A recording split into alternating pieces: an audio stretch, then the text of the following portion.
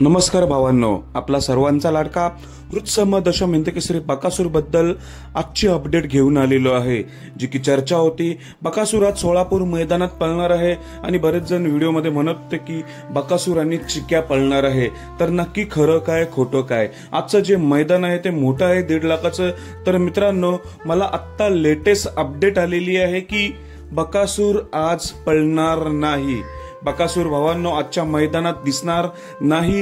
याचं कारण की पैरा मित्रांनो नवीनच होता। मला काल समजत होतं की पैरा नवीन आहे, पण नियोजन न झाल्यामुळे बकासूर आज पळताना दिसणार नाही, अशी मला माहिती आता सूत्रांकडून मिळालेली आहे। तर भावांनो, असो आपला बकासूर नक्कीच रविवारी दिसणार आहे।